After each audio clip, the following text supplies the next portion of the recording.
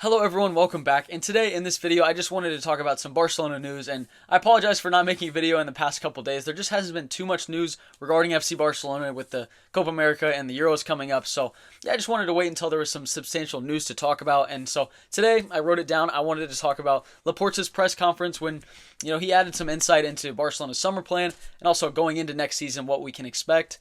And then also I wanted to talk about Mikel Merino and then Nico Williams, Luis Diaz, which I don't really think is going to happen, and basically overall just what the summer plan is going to look like for the club. So I just wanted to talk about all of that today. The first part of Laporta's interview that I wanted to talk about was the fact that he said he wants to buy a midfielder and a winger. That's the summer plan, which I had a feeling that was going to happen. I think we all kind of knew that was what the club was leaning towards, if it was going to be a defensive midfielder and then also a left winger most likely, because on the right it's Rafinha and Lamine Yamal, so it's probably going to be a left winger. We don't know if that means Ansu Fati isn't really in the plans for next season.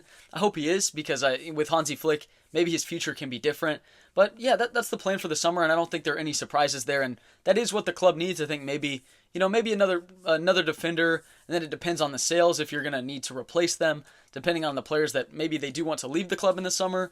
And yeah, I'm excited for the season going into it. I think we're going to see some links about Xavi Simons, Nico Williams.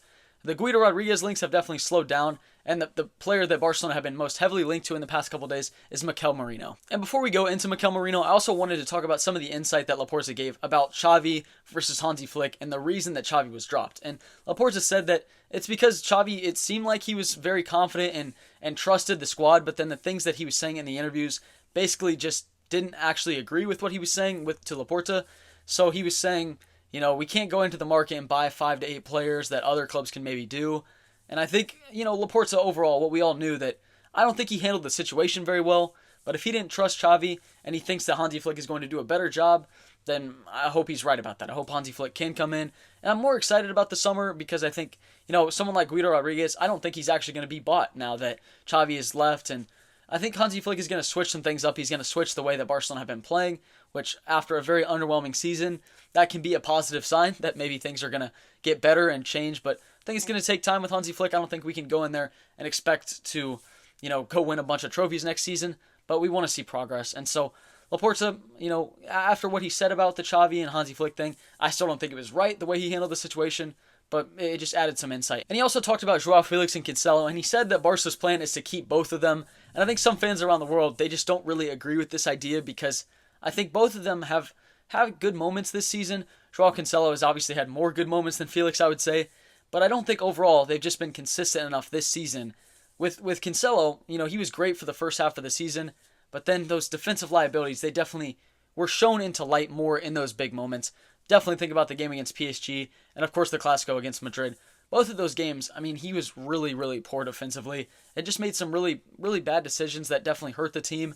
And, you don't want to just judge an entire season based on a few games, but those are the biggest moments. Those are the key decisive games for Barcelona, and he just did not play very well at all. So I understand some Barca fans maybe switching their mind about Barca buying him permanently. And I think the rumored fee is only, I want to say, between 10 to 20 million. And for a player with Cancelo's talent, that's not the worst idea, but has he done enough in those big moments to warrant 10 to 20 million from Barcelona given the current financial situation?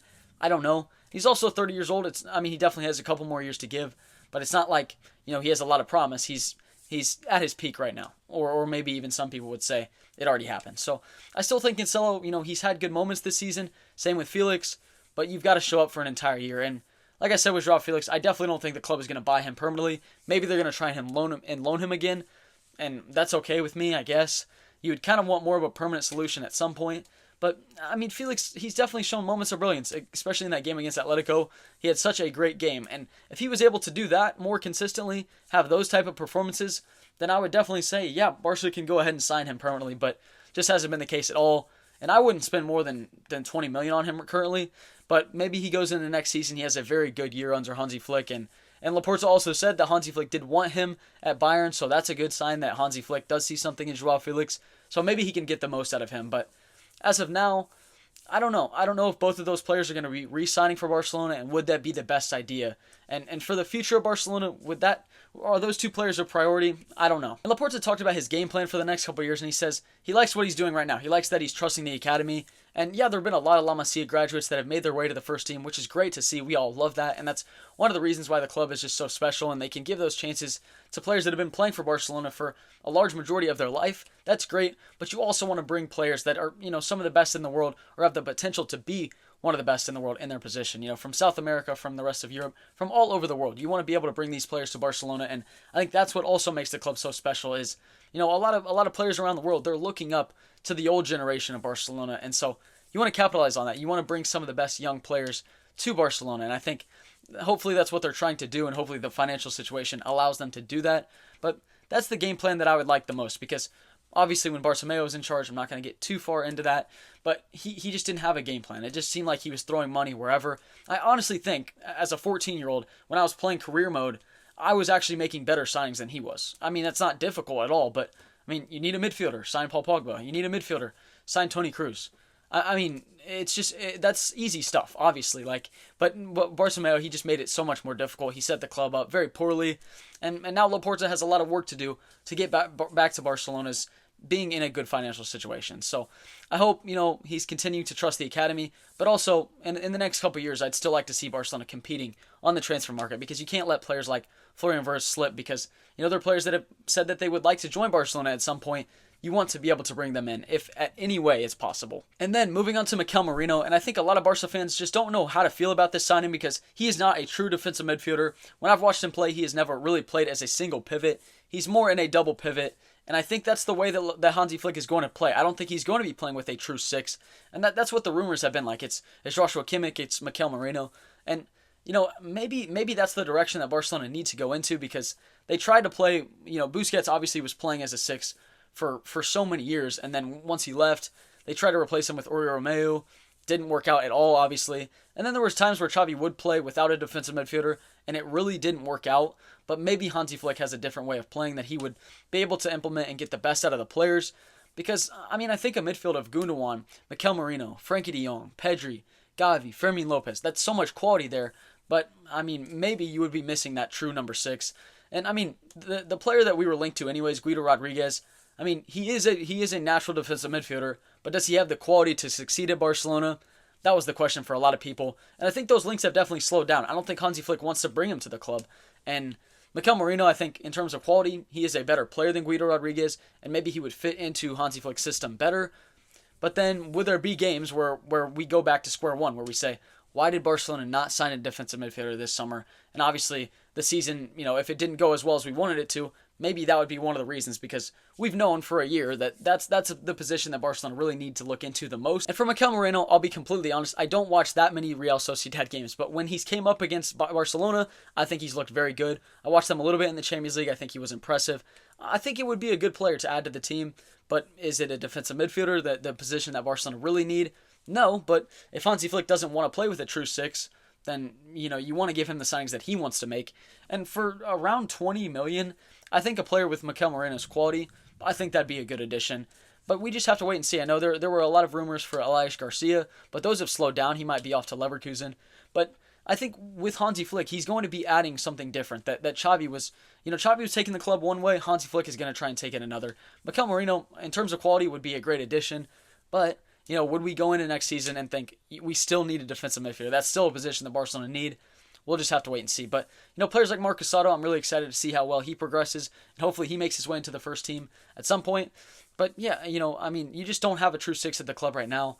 And with Hansi Flick, it doesn't seem like he's going to want to play with one anyways. So Mikel Merino for around 20 million, it's definitely an interesting idea for Barcelona. And then quickly, I'm going to touch on the Nico Williams-Luis Diaz situation, because Nico Williams, in my opinion, would be the better signing. I think Luis Diaz, he's just a little bit older. I don't think it's the right time. From when he left Porto, I think maybe that would have been the best time for him to join Barcelona.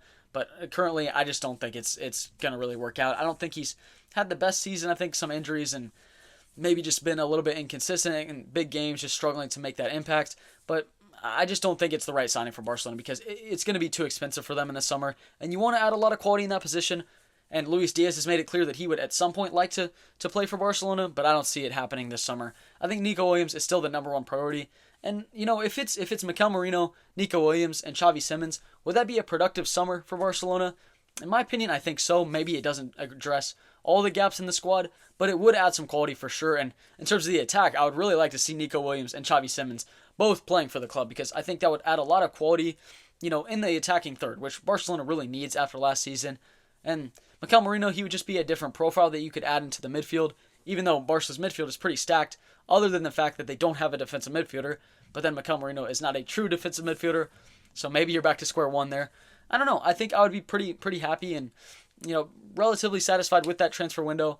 But I mean, that's still a lot to do because Nico Williams would be 50 million. I still don't even know if he's going to leave Athletic Bilbao. In my opinion, I don't think he actually will. I think he'll probably stay there. But a lot of Barca fans, they see him in international duty with Spain, and he's always hanging around Barcelona players. So I don't know. Maybe there's something there. But Nico Williams, Xavi Simons, and now Mikel Merino. I think those are the three summer targets that we're gonna see linked the most to the club this summer. But I just wanted to make a quick video just talking about Barcelona's plan for the summer and some links that we've seen in the last week. But like I said, I think we're all just kind of waiting and being excited for the Euros and the Copa America. So there's not too much going on with club level now. I think a lot of it is just rumors and what do we believe from that? So just wanted to talk about all of that today. But as always, thank you all very much for watching my videos. I really do appreciate it, and I hope you all have a great rest of your day. Visca Barca, and see you all later. Thank you. Peace.